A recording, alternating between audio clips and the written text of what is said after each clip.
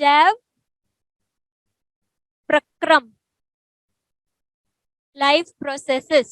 अब life process, जैव प्रक्रम मतलब सजीवों, अब जैव लिखा है यहाँ पे यानी सजीव लोग, प्रक्रम प्रक्रियाएं, अब ऐसी प्रक्रियाएं जो सजीवों में पाई जाती हैं। कि कोई वस्तु सजीव है या निर्जीव है, तो आप कैसे बता सकते हैं कि मैंने आपको कुछ बताया कि ये वस्तु यहाँ पे है, तुम मुझे बताओ कि ये सजीव है या निर्जीव है, तुम कैसे बताओगे? तुम किस हिसाब से बताओगे क्या उसमें क्या होना चाहिए कि वो सजीव कहलाए? मैम सजीवों में गतिज ऊर्जा और मैम चलने की क्षमता और सांस लेने की क्षमता होती है। एक बार में एक एक चीज, एक बार में एक चीज बोलेंगे, है ना? फिर हम यस उसके बारे में थोड़ा डिस्कस करेंगे, फिर हम आगे बढ़ेंगे, ठीक है? तो यस जैसे आपने बोला गति, गति बोला आपने, यस मैम। गति मतलब मूवमेंट। तो आप ये बोल रहे हो कि सजीव जो है वो चलते हैं, यस मैम। पेड़ तो नहीं चलते, पेड़ तो सजीव होते हैं। तो आप अकेले गति के हिसाब से तो नहीं कह सकते हैं कि सजीव होते हैं, यस मैम। है ना? फिर उसके बाद आपने क्या बोला? वो सांस लेते हैं। सांस लेते हैं, श्वसन। मैं श्वसन लिख सकती हूँ उसको? Yes ma'am. ठीक है, सारी सजीव वस्तुएं सांस लेती हैं, उसके अलावा क्या करती हैं? भोजन ग्रहण करती है। भोजन ग्रहण करते हैं, यस ठीक है। किसी ना किसी तरह भोजन ग्रहण करते हैं, या तो वो भोजन बनाते हैं या वो उसको या फिर उसको वो अन्य स्रोतों से ग्रहण करते हैं, ग्रहण करते हैं। है ना? क्योंकि पेड़ तो अपना खुद बनाते हैं, बैक्टीरिया भी खुद बनाते हैं, कुछ खुद बनाते हैं, कुछ ग्रहण करते हैं। तो मैं इसको पोषण लिख सकती हूँ? Yes ma'am. ठीक है, तो पोषण होता है, श्वसन होता है, और क्या होता है? और भी कुछ होता है? एक स्थान से दूसरे स्थान तक जाने की क्षमता। तो वो आपने गति में बोल दिया ना, पर फिर मैंने बताया कि पेड़ तो गति नहीं करते हैं, तो आप केवल गति के बेसिस पे तो नहीं बोल सकते, आप एक स्थान से दूसरे स्थान पे जाने की क्षमता को तो नहीं बोल सकते हो अकेले। Yes ma'am. फिर और क्या हो सकता है, और सोचो। वो वृद्धि करते हैं। क्या करते हैं? वृद्धि करते हैं। वृद्धि करते हैं, बढ़ते हैं। और पेड़ बहुत समय के बाद वृद्धि करते हैं, बट हाँ ठीक है, या तो वो उनका उनमें या तो कोशिकाओं का नंबर बढ़ता है, या तो कोशिकाओं की मात्राएं बढ़ती है, या फिर वो खुद वृद्धि करते हैं, खुद बढ़ते हैं, या यस तो वो साइज में बढ़ते हैं, ठीक है। उसके अलावा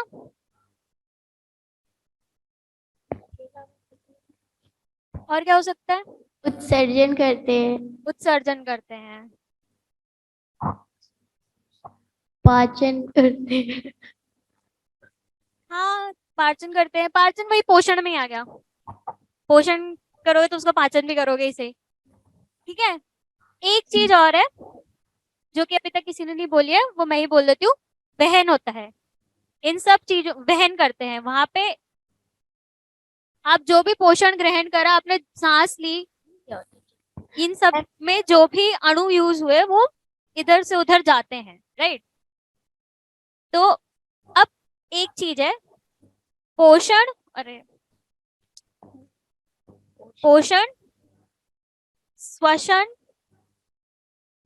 वृद्धि, उत्सर्जन, वहन, इन सब में एक चीज कॉमन है, वो क्या?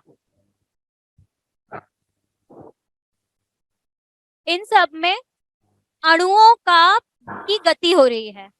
हम ये नहीं बोल सकते कि पूरा शरीर गति करता है या पूरा जो सजीव है वो गति करते हैं, पर हम ये बोल सकते हैं कि सभी सजीवों में अणुओं की गतियां होती है। जब तुमने पोषण ग्रहण किया तो तुमने बाहर से कार्बोहाइड्रेट्स, प्रोटीन, वसा, ये सब ग्रहण किया, पर फिर अंदर उनका विघटन हुआ, और फिर उससे जो कार्बन निकला, फिर वो, या तुमने जो भी खाना खाया वो शरीर के दूसरे दूसरे हिस्सों में गया, तो वहन हुआ उसका, उसके बाद उन मॉलिक्यूल्स का या उन अणुओं का तुम्हारे शरीर में या कोशिकाओं में गतियां हुई उससे। ऐसे ही जब हम और कोशिका के भी अंदर जाते हैं तो भी जीव द्रव्य में भी अलग अलग अणु गति करते हैं। इनफैक्ट आणविक गति क्योंकि वायरसेस में नहीं होती है या विषाणुओं में आणविक गति नहीं होती है, विषाणुओं में नहीं होती है, इसलिए हम विषाणुओं को सजीव नहीं मानते हैं। हम विषाणुओं को सजीव मानते हैं? वायरसेस लिविंग होते हैं? No ma'am. नहीं, विषाणु सजीव नहीं होते हैं। क्यों? क्योंकि उनमें आणविक गतियां खुद से नहीं होती हैं। विषाणु जब दूसरे बैक्टीरिया को या दूसरे जीवों को इन्फेक्ट करते हैं तब उनमें आणविक गतियां होती हैं, इसीलिए हम विषाणुओं को सजीव नहीं मानते हैं। तो हम ये मानते हैं कि सभी सजीवों में आणविक गतियां होती हैं। होती है। ठीक है, चलो फिर आगे बढ़ते हैं। इसमें किसी को कुछ डाउट, इसमें किसी को कुछ पूछना है? नो। अच्छा ठीक है, अब हम बोल रहे हैं कि सभी सजीवों में आणविक गतियां होती हैं। ठीक है, तो हमें अब एक बात बताओ, सजीव की सुसंगठित संरचना होती है। सजीव की संरचना पता है?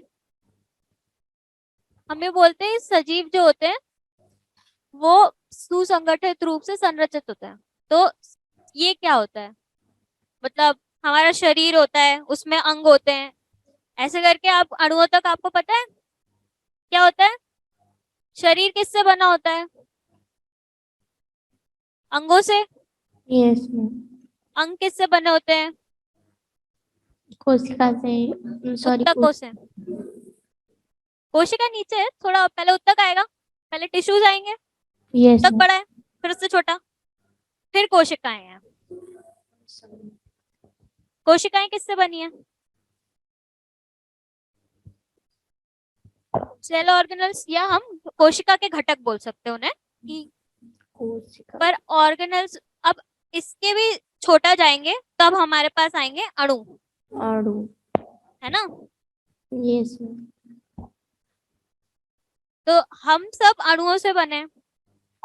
अब इन्हीं अणुओं में गतियां होंगी, वही हमारी अभिक्रियाएं हैं, उन्हीं अभिक्रियाओं से हम सजीव हैं, इसलिए आणविक गति महत्वपूर्ण है।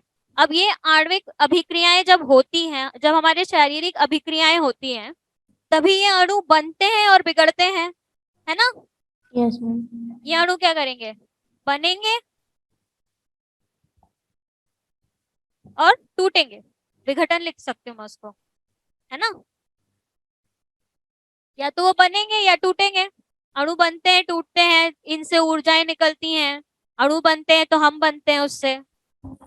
तो इन्हीं प्रक्रियाओं से हम जीवित हैं। तो जीवन के लिए आणविक गति महत्वपूर्ण है, ताकि हमारी शरीर बन सके या मरम्मत हो सके, और उसका अनुरक्षण के लिए, मेंटेनेंस के लिए, हमारा शरीर मेंटेन होता है आणविक गतियों से। ठीक है, तो हमें क्यों चाहिए आणविक गतियां, क्यों महत्वपूर्ण है जीवन के लिए? सजीव होने के लिए। हाँ, सजीव होने के लिए तो है ही, वही मैं बोल रहा हूँ, आणविक गतियां क्यों महत्वपूर्ण है जीवन। आपको मैंने बताया कि आणविक गतियां जीवन के लिए महत्वपूर्ण है, तभी हम सजीव बोल रहे हैं, तब क्योंकि उसमें आणविक गतियां हैं। आणविक गतियां क्यों महत्वपूर्ण है? हमारे जीवन के जीवन में मरम्मत और अनुरक्षण के लिए, हमारे शरीर को की मरम्मत और अनुरक्षण के लिए, मेंटेनेंस और रिपेयर। लिख दो यहाँ पे, रिपेयर और मेंटेनेंस। मेरी राइटिंग समझ आती है ये? Yes ma'am. हाँ, मेरी राइटिंग इतनी अच्छी नहीं है। ठीक है, तो रिपेयर और मेंटेनेंस के लिए आणविक गतियां महत्वपूर्ण है, इसीलिए हम बोलते हैं कि आणविक गतियां जीवन के लिए महत्वपूर्ण है। तो अब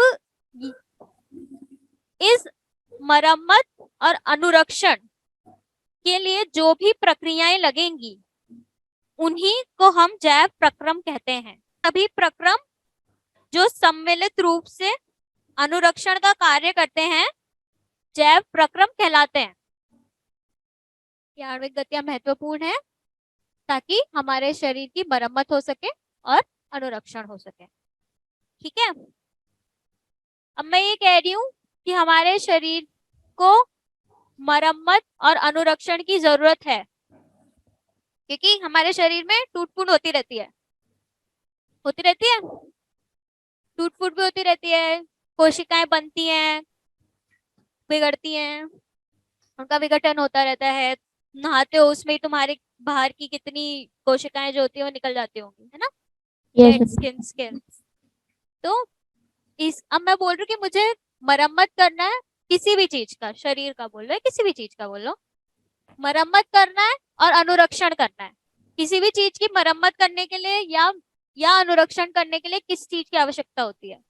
कुछ भी ले लो, कोई बिल्डिंग ले लो या कुछ भी ले लो, किस चीज की आवश्यकता होती है? आणविक गतियों की। कौन से तत्व? आणविक गति। आणविक आणविक गति हम कर रहे हैं मरम्मत और अनुरक्षण के लिए। उल्टा बोल रहे हो आप। मैं बोल रही हूँ आणविक गतियों से मरम्मत और अनुरक्षण हो रहा है, पर अगर किसी भी चीज की मरम्मत या अनुरक्षण मुझे करना है तो मुझे किस चीज की आवश्यकता होगी? आप इस पे जाइए मत, आप मेरे को मतलब जैसे आपके, मैं बोल रही हूँ अभी जैसे आपका स्कूल है, स्कूल की बिल्डिंग है, स्कूल की बिल्डिंग की मरम्मत हो रही है तो उसके लिए क्या लगता है? कोई भी बिल्डिंग बन रही है आपकी, सीमेंट लगेगी, ईट सीमेंट। ईंट सीमेंट, सही बोल रहा हूँ, यही पूछ रही थी मैं। ठीक है, अब जैसे आपके बिल्डिंग बनने के लिए ईंट सीमेंट लगता है तो मैं इसको कच्ची सामग्री बोल सकती हूँ, रॉ मटेरियल्स। Yes ma'am. तो किसी भी शरीर की या किसी भी चीज की, किसी भी वस्तु की आपको अगर मरम्मत करनी है या अनुरक्षण करना है तो हमें कच्ची सामग्री लगेगी, होती है ऊर्जा, एनर्जी। अब जो भी आपके, जैसे मैं बोल रही थी कि बिल्डिंग बोल रही थी मैं, तो अगर उसकी मरम्मत कर रहा था तो, या स्कूल की मरम्मत कर रहा था तो वो अपनी एनर्जी लगा रहा था उसमें, तो उसको ऊर्जा भी चाहिए। ऐसे ही जब हमारा शरीर बनेगा तो हमारे शरीर को बनाने के लिए या सजीवों के शरीर को बनाने के लिए कुछ कच्ची सामग्री लगेगी और कुछ ऊर्जा लगेगी। हम खाना खाते हैं तो हमको बोलते हैं ना प्रोटीन खाना चाहिए, उससे बॉडी बनती है, शरीर बनता है आपका। Yes ma'am.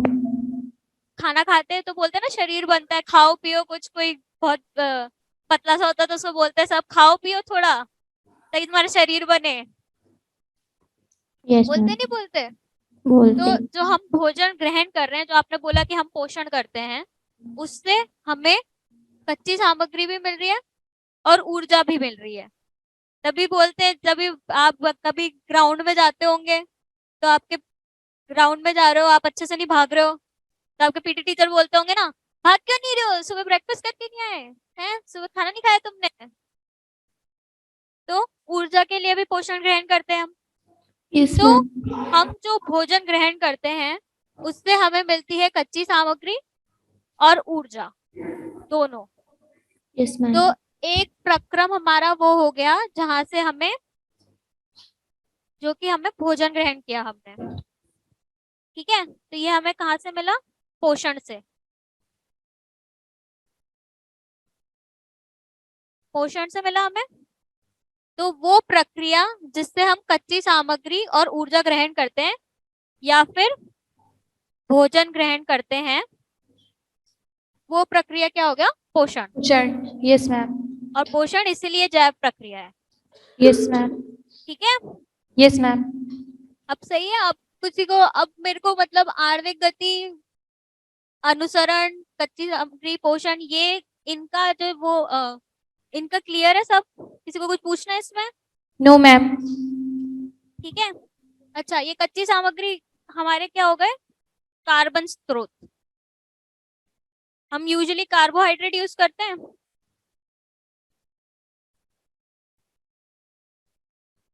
हम जब कच्ची सामग्री जो हमारी होती है वो होती है कार्बोहाइड्रेट्स, या कार्बन स्रोत, प्रोटीन्स में भी कार्बन होते हैं। हम कार्बन बेस्ड लाइफ फॉर्म्स हैं। जो सजीव हैं, जो पृथ्वी पे सजीव पाए जाते हैं, वो सब कार्बन बेस्ड लाइफ फॉर्म कहलाते हैं।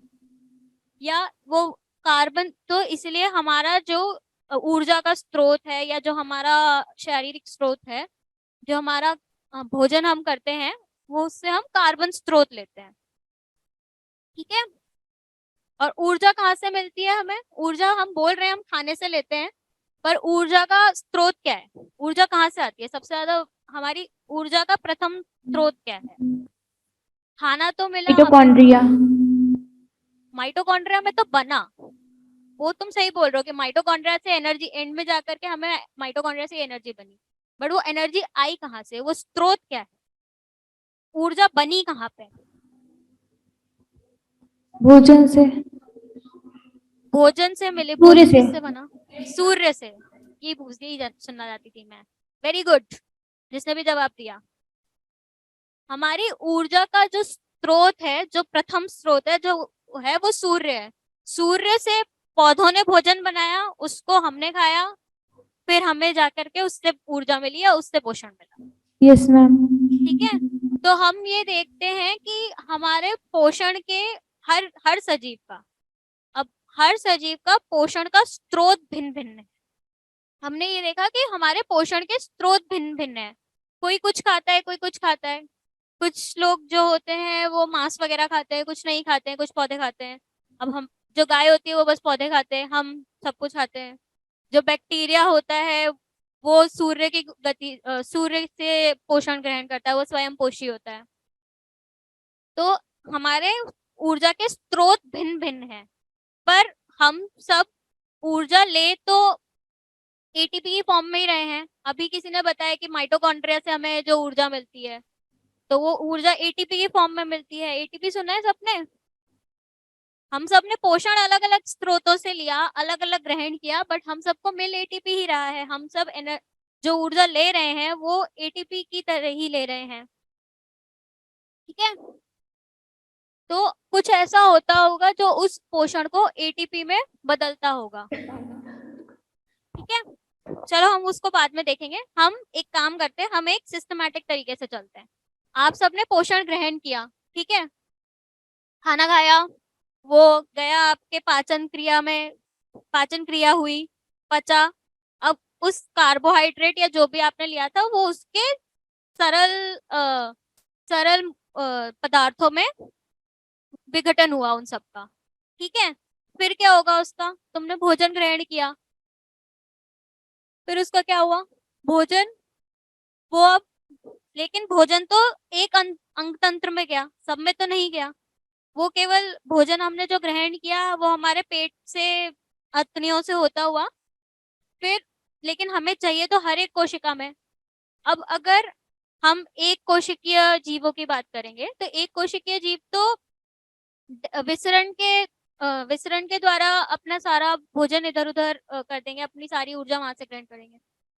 पर जो बड़े जीव होते हैं, जो बहुकोशिकीय जीव होते हैं, उनके एक ही हिस्से में जो होता है वो पाचन होता है, और फिर वहां से जो भी पोषण होता है वो सब तरफ वहन होता है, या दूसरे अंगों में, दूसरी कोशिकाओं में उनका वहन होता है। तो मैं एक चीज और कह सकती हूँ कि हमारा एक जैव प्रक्रिया, या एक महत्वपूर्ण जैव प्रक्रिया है वहन प्रक्रम। हमने भोजन ग्रहण किया, हमारे वो अतड़ियों से होता हुआ, और उसके बाद धमनियों से होता हो, मतलब वो धमनियों में गया, धमनियों से वो सब तरफ पूरे शरीर में हर कोशिका तक पहुंच गया। ठीक है। हर कोशिका को मेरा पोषण मिल गया। ठीक है, वहन प्रक्रम हो गया, उसके द्वारा हर जगह पहुंच गया वो। अब मैंने यही पहले यही बताया था कि हमने लिया कार्बोहाइड्रेट था, पर हमें मिलनी उससे ऊर्जा है, एनर्जी है, जो कि एटीपी की फॉर्म में मिलनी है। तो यानी हमने जो भी पोषण ग्रहण किया उस पोषण का विघटन होगा, पोषण का विघटन होगा सदर पदार्थों में, जिससे हमें अंततः जाकर के एटीपी मिलेगा। तो उसके लिए भी कुछ अभिक्रियाएं होंगी। किसी भी जीव की या किसी भी सबसे सरल अभिक्रियाएं जो होती हैं या जो सबसे ज्यादा पाई जाने वाली अभिक्रियाएं होती हैं वो होती हैं उपचयन और अपचयन। उपचयन मतलब ऑक्सीडेशन,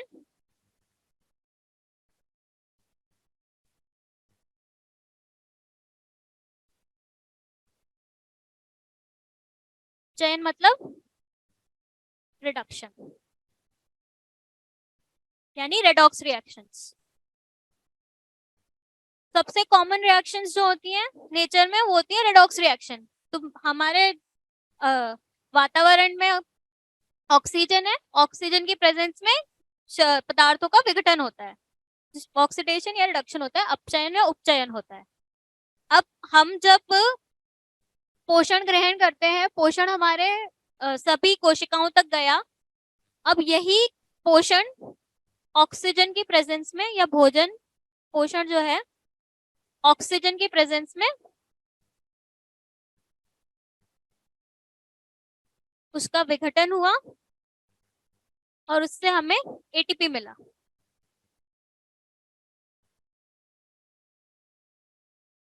अब ये इसी प्रक्रिया को हम श्वसन बोलते हैं। श्वसन होता है सांस लेना, यस मैम। है ना। लेकिन हमें ऑक्सीजन क्यों चाहिए? ऑक्सीजन तो हम ले रहे हैं। श्वसन यही होता है ना कि आपने ऑक्सीजन ली और कार्बन डाइऑक्साइड छोड़ी। कार्बन डाइऑक्साइड कहाँ से आई? ऑक्सीजन हमने क्यों ली?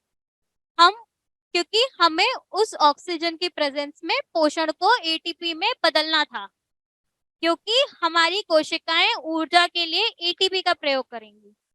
हम भिन्न भिन्न स्रोतों से पोषण लेते हैं, पर हमारी कोशिकाएं एटीपी से एनर्जी लेती हैं।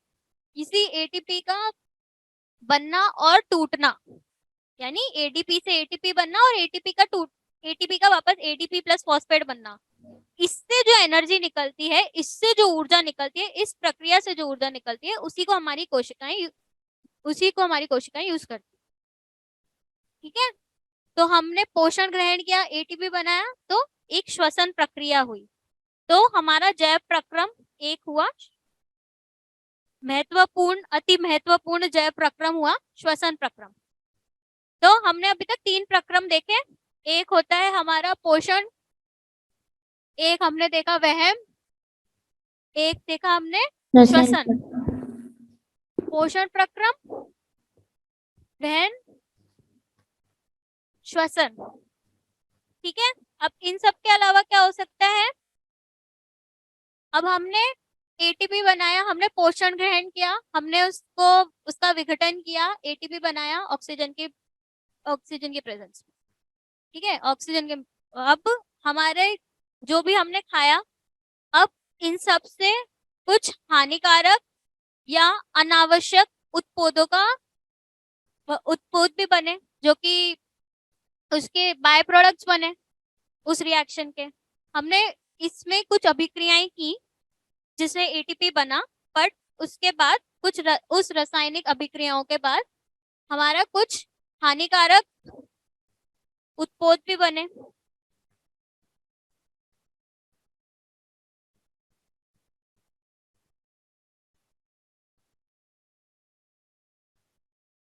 जो कि मतलब वेस्ट बाय प्रोडक्ट बने, जो कि हमारे लिए अनावश्यक थे। ठीक है, शरीर की कोशिकाओं ने उनको बनाया, तो ये एज अ कॉन्सिक्वेंस बने। अब इन सबको हमें बाहर भी निकालना है शरीर से, वरना वो हमारे लिए हानिकारक है। तुमने खाना पचाया, अब जो भी उसके बाद जो पच गया खाना, वो बाहर भी निकालते ही हो, तुम उसका उत्सर्जन करते हो, तुमने बताया था अभी शुरू में। उसी प्रक्रम को हमने बोला उत्सर्जन। तो हमारा जो एक महत्वपूर्ण जैव प्रक्रम था वो है उत्सर्जन। तो हम इस अध्याय में इन्हीं के बारे में बात करेंगे, पोषण प्रक्रम, वहन प्रक्रम, श्वसन प्रक्रम और उत्सर्जन प्रक्रम।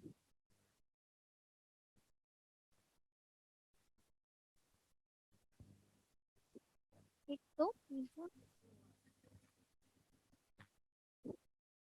इस अध्याय में हम इनके बारे में बात करेंगे, हम इनके बारे में जानेंगे कि अलग अलग जीव किस प्रकार से कौन कौन सी जैव प्रक्रियाएं करते हैं। ठीक है, वैसे Yes, करते ये ma'am. सारी हैं, पर ये किस प्रकार से करते हैं। हम भिन्न भिन्न जीव हैं तो सबके भिन्न भिन्न तरीके होते हैं। जैसे अभी हम अगर केवल एक कोशिकीय जीवों की बात करेंगे तो उनमें पोषण, वहन, उत्सर्जन, श्वसन ये सब विसरण के द्वारा हो जाता है, क्योंकि वो छोटे जीव हैं। पर जैसे जैसे जीव बहुकोशिकीय होते जाते हैं, विसरण उनके लिए काफी नहीं होता है, विसरण से उनका नहीं होगा, तो इसलिए हमें फिर उसके लिए अलग प्रक्रम था जो कि वहन प्रक्रम था। ठीक है, अब ये बताओगे, मैंने बोला कि एक कोशिकीय जीवों के लिए विसरण काफी होता है, बहुकोशिकीयों के लिए नहीं होता है, क्यों?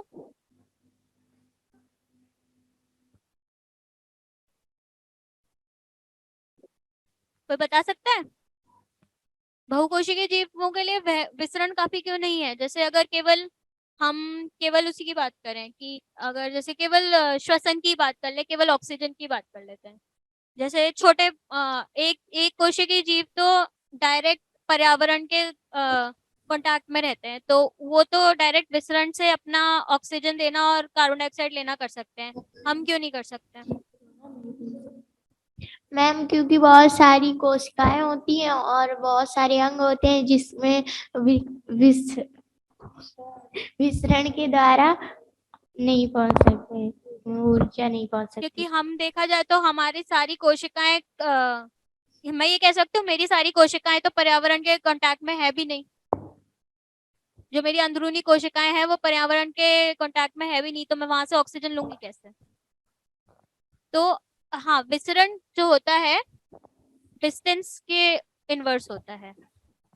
हमारा डिस्टेंस ही इतना ज्यादा होता है, इतना बड़ा होता है, तो विसरण बहुत कम होता जाएगा, तो हम डिफ्यूजन हो भी नहीं पाएगा हमारा। ये मतलब एक्स्ट्रा नॉलेज थी। बट हाँ, हम बड़े जीव, बहुकोशिकीय जीव जो होते हैं उनके लिए विसरण काफी नहीं होता है, इसलिए हमारे अलग अलग प्रक्रियाएं होती हैं।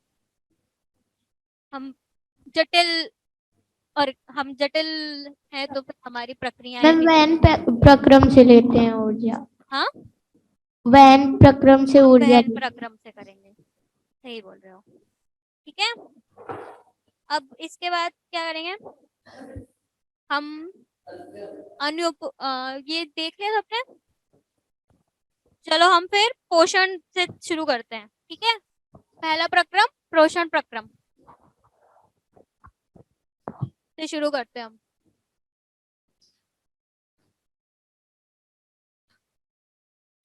अब मैं पोषण की बात की थी, मैंने बोला था पोषण वो जो हमारा भोजन ग्रहण करने की प्रक्रिया। ठीक है, पोषण से हमने क्या ग्रहण किया? भोजन, और उस भोजन से हमें क्या मिला? पोषण, सॉरी, ऊर्जा। नहीं, ठीक है, कोई बात नहीं। भोजन तो भोजन मिला, भोजन तो पोषण मिला। ऊर्जा और कच्ची सामग्री वो भी तो ले रहे थे हम। Yes ma'am.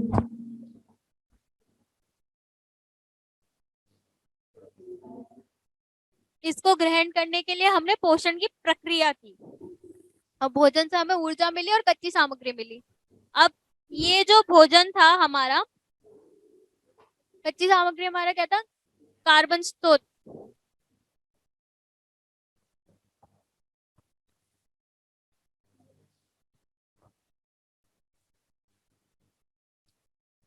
है ना? अब ये भोजन जो था हमने कहा था भिन्न भिन्न स्रोतों से मिलता है हमें। अब या तो ये भोजन कुछ जीव जो होते हैं वो खुद बनाते हैं, और कुछ भी जीव जो होते हैं अन्य कार्बनिक स्रोतों से लेते हैं।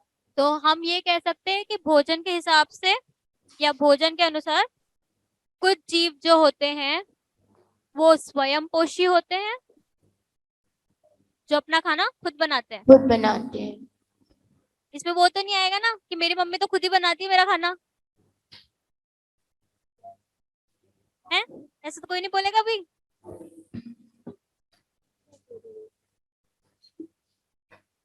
तो होते हैं स्वयंपोषी जो अपना भोजन खुद बनाते हैं, और कुछ होते हैं विषमपोषी जो कि दूसरे कार्बन स्रोतों से ग्रहण करते हैं। तो हम ये ना बोल करके कि वो अपना खाना खुद बनाते हैं, ये एक थोड़ा बहुत वेग सा टर्म हो जाता है। हम ये बोलते हैं कि ये सरल पदार्थों से अपना पोषण ग्रहण करते हैं जो कि अकार्बनिक होते हैं। तो अकार्बनिक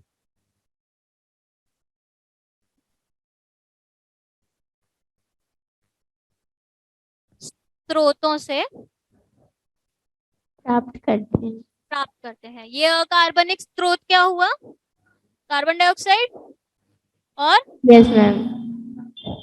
पानी। पेड़ जो होते हैं यही लेते हैं, कार्बन डाइऑक्साइड लेते हैं और पानी लेते हैं और उससे अपना खाना बनाते हैं, उससे अपने कार्बोहाइड्रेट्स बनाते हैं। ठीक है, इसमें इसलिए आ जाएंगे हरे पौधे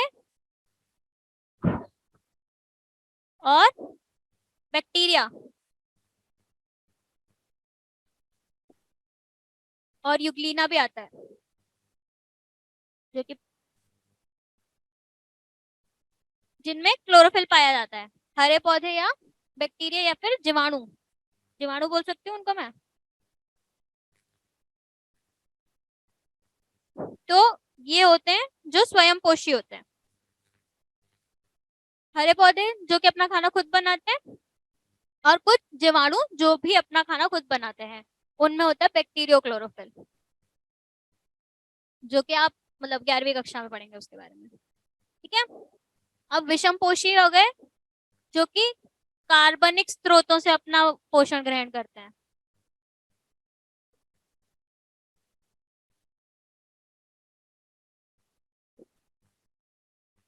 जो हर्बीवोर होते हैं वो पौधों को खाते हैं, कुछ मांस खाते हैं, पर वो सब खुद कार्बन के स्रोत होते हैं। ठीक है, पौधे भी अपने आप में कार्बन हुए ना, हम सब कार्बनिक जीव हैं। तो वो कार्बनिक स्रोतों से अपना पोषण ग्रहण करते हैं, वो विषमपोषी कहलाते हैं। ठीक है, अब इसमें क्या आएंगे? जंतु, जितने जंतु है सब। और क्या आएगा? एक चीज और आएगी जंतु के अलावा, मैं इसको अच्छे से लिख देती हूँ जब तक कोई मेरे को बताएगा। जंतु के अलावा और क्या आएंगे? जानवरों के अलावा और कौन से होते हैं जो विषमपोषी होते हैं? और कौन से जीव होते हैं?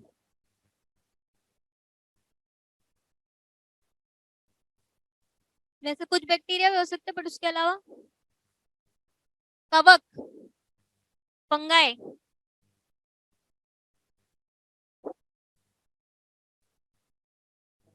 फंगस जो होता है वो भी अपना खाना खुद नहीं बना पाते हैं, वो भी विषमपोषी होते हैं।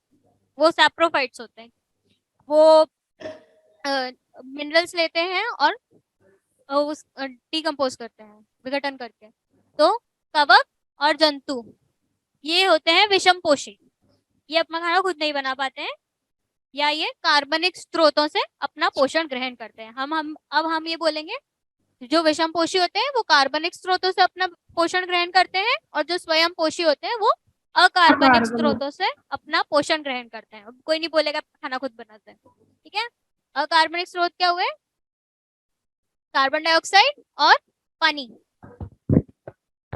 इनके द्वारा अपना पोषण ग्रहण करते हैं। पानी आप भी लेते हैं, पर हम कार्बोहाइड्रेट खुद नहीं बना पाते हैं, वो स्वयंपोषी करते हैं। ठीक है, तो हम क्या करते हैं? हम जटिल, ये सरल पदार्थों से अपना पोषण ग्रहण करते हैं। हम जटिल पदार्थों को सरल पदार्थों में विघटन करके अपना पोषण ग्रहण करते हैं। तो इसमें ये लिख देते हैं, सरल पदार्थों से अपना पोषण ग्रहण करते हैं। जो ये जटिल पदार्थों को, ये हम ये जटिल पदार्थों को सरल पदार्थों में विघटन जो करते हैं या जो खंडित करते हैं, जो हमने जटिल पदार्थों को सरल पदार्थों में तोड़ा, ये हम कुछ इसके लिए भी कुछ हमें एंजाइम्स लगते हैं, या जिसको हम बोलते हैं जैव प्रेरक या एंजाइम। ये हम जैव उत्प्रेरकों की मदद से करते हैं। मतलब अगर हम जटिल पदार्थों को सरल पदार्थों में खंडन कर रहे हैं तो ये भी एक रासायनिक अभिक्रियाएं हैं, हम ये बोल सकते हैं कि अभिक्रियाएं हैं। और कुछ अभिक्रियाओं को करने के लिए हमें उत्प्रेरकों की जरूरत पड़ती है, जिनको हम कैटलिस्ट बोलते हैं। तो इन कैटलिस्ट का, तो हम जो जो जीवों में कैटलिस्ट होते हैं या बायो कैटलिस्ट होते हैं, उन्हीं को हम एंजाइम्स बोलते हैं। तो हम एंजाइम्स की मदद से जटिल पदार्थों को सरल पदार्थों में खंडित करते हैं या विघटन करते हैं। जो विषम पोषी जीव होते हैं वो जटिल पदार्थों का खंडन करते हैं सरल पदार्थ में, जिससे उन्हें ऊर्जा मिलती है, जिससे उन्हें पोषण मिलता है। तो इस खंडन का ये खंडन हम करते हैं जैव उत्प्रेरकों की मदद से। और जैव उत्प्रेरक क्या होते हैं? एंजाइम। जैव उत्प्रेरक ही एंजाइम होते हैं, ठीक है, उन्हीं को एंजाइम बोलते हैं। एंजाइम अपने आप में एक जैव उत्प्रेरक होते हैं, जो कि इन इन अभिक्रियाओं को कैटलाइज करते हैं। अब ये बताइए, हमने बोला कि हरे पौधे जो होते हैं वो स्वयं पोषी पोषण कर पाते हैं, तो हम किस किस प्रक्रिया के द्वारा करते हैं? ये खाना कैसे बनाते हैं पौधे? प्रकाश संश्लेषण। प्रकाश संश्लेषण की मदद से स्वयं पोषी अपना पोषण ग्रहण करते हैं। इस प्रक्रिया के द्वारा हरे पौधे अपना खाना बनाते हैं या अपना पोषण ग्रहण करते हैं, ठीक है। प्रकाश संश्लेषण क्या होता है? प्रकाश संश्लेषण के द्वारा पौधों को मिलता है उनका कार्बन या कच्ची सामग्री और ऊर्जा, दोनों मिलती है, दोनों बनता है इससे। प्रकाश संश्लेषण वो प्रक्रिया होती है जिसकी मदद से हरे पौधे कार्बन डाइऑक्साइड और पानी को क्लोरोफिल की और सौर ऊर्जा की मदद से कार्बन डाइऑक्साइड और पानी को ग्लूकोज में बदलते हैं, ग्लूकोज बनाते हैं इससे। ग्लूकोज क्या है? एक तरीके का कार्बोहाइड्रेट है। ये रिएक्शन है, इसको मैं बैलेंस कर रही हूँ, तो करते हैं। ये एक मैंने यहाँ पे केमिकल रिएक्शन लिखी है, तो इसको बैलेंस करना पड़ेगा। यहाँ पे कितने ऑक्सीजन है? 3। यहाँ पे कितने हैं? ऑक्सीजन है यहाँ पे 6 और 2 दोनों मिला के कितने हो गए? 8 8 ऑक्सीजन हो गए। तो यहाँ पे एक, तो यहाँ पे पानी भी निकलता है साथ में। तो इस रिएक्शन को हम बैलेंस करेंगे। अब हो गई 9 हो गई है टोटल, तो 6 CO2 प्लस 18 H2O की प्रेजेंस हमको मिलता है 6 CO2 और 6 H2O। इसकी बैलेंसिंग करके देखते हैं हम। हमारे पास कितने? 6 कार्बन थे, हमारे कार्बन का स्रोत एक ही था, तो आपको 6 कार्बन तो चाहिए ही है, इसलिए मैंने यहाँ 6 लगा दिया। या वापस करके दिखाती हूँ, वापस से करके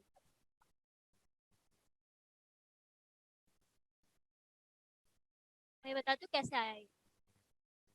हमारे पास कार्बन का स्रोत जो था वो तो एक ही है, CO2। तो अगर मेरे को 6 कार्बन चाहिए तो मेरे को यहाँ 6 तो लगाना ही पड़ेगा। अब मेरा कार्बन बैलेंस हो गया। हम ऑक्सीजन को लास्ट में बैलेंस करेंगे, हाइड्रोजन को, ठीक है।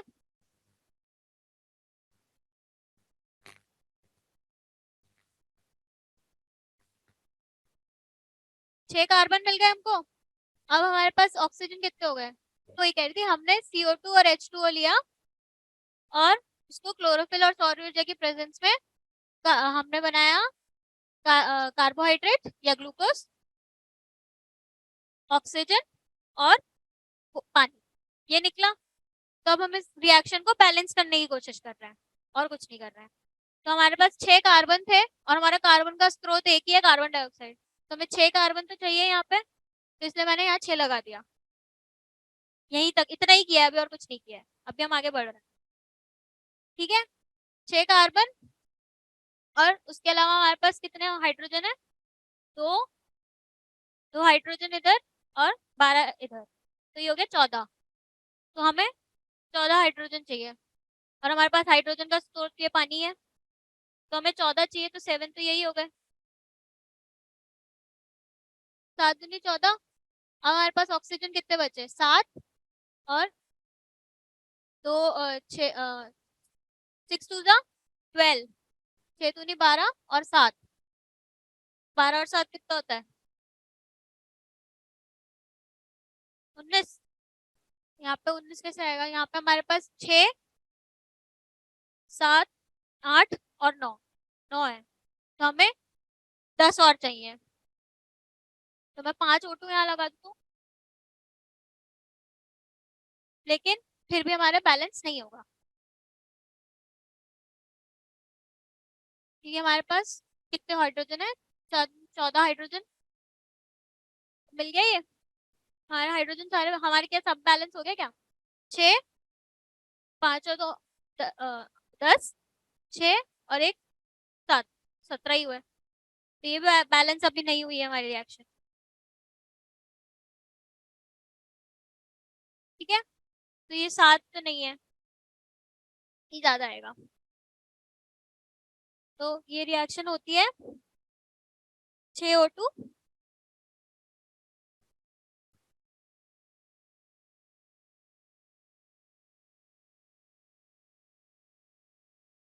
तो ये हमारे पास कितने हो गए?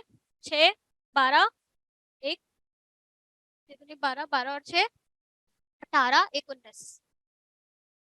यहाँ पे कितने थे हमारे? 6 दूनी 12, 1 13 और ये कितने हो गए? 12। अब ये रिएक्शन बैलेंस्ड है, देखो।